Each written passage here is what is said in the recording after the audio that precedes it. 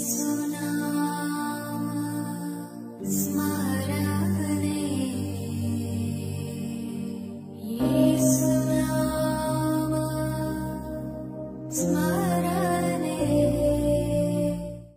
The lord.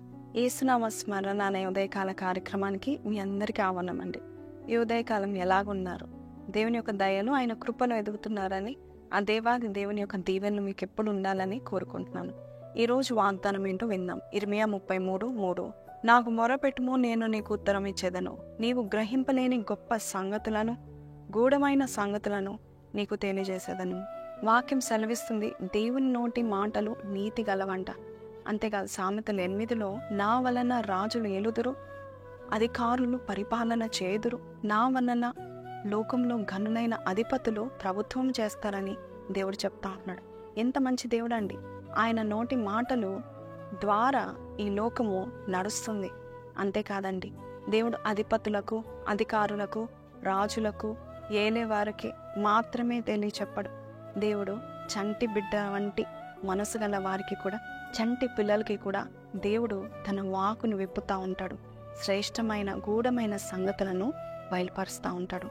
ఒకసారి యేసయ్య సమరయ స్త్రీ దగ్గరికి వెళ్ళాడు. సమరయ స్త్రీ ఒక పాపాత్మురాలైన స్త్రీ, అపవిత్రురాలు. అయితే ఆమె తెలుసుకోవడానికి వేగిరపడింది.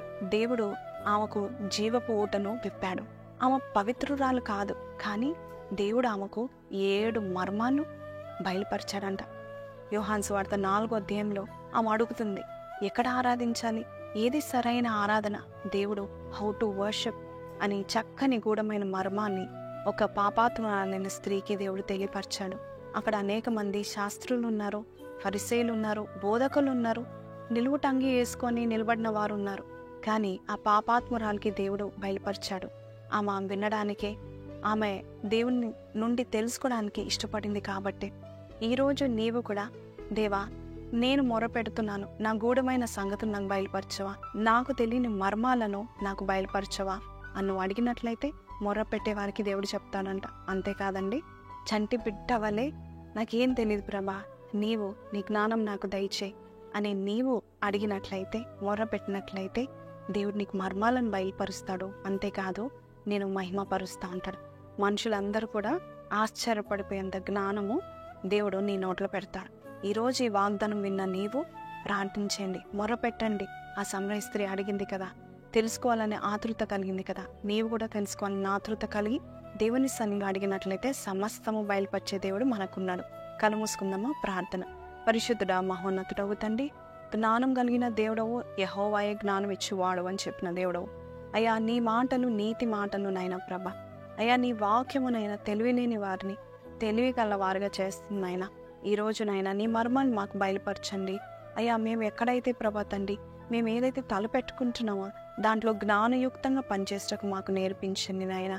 అయ్యా, మొండి కత్తి వలె కాకుండా అయ్యా ఎంతో పదునైన కత్తి వలె జ్ఞానం వల్ల మమ్మల్ని పదునపరిచి మమ్మల్ని నడిపించి వాడుకుంటారని నజరేయుడైన యేసు పరిశుద్ధ నామములో అడిగి వేడుకొంచున్నాం తండ్రి, ఆమెన్. ప్రైజ్ ది లార్డ్ అండి. నాతో కలిసి ప్రార్థనలో ఏకీభవించారని నమ్ముచున్నాను. ఈరోజు మీరు జ్ఞానం అడిగారు కదా, ఇక చూడండి మీ పనులన్నిటిలో కూడా ఎంత షార్ప్గా మీరు చేస్తారు. నేనైతే నమ్ముచున్నాను, ఈ దినము దేవుడు అలాంటి గూఢమైన సంగతులను, మర్మాలను మీకు బయలుపరచాలని ఆశపడుతున్నాను. మళ్ళీ రేపు కలుద్దామండి. అంతవరకు సెలవు. Have a blessed day.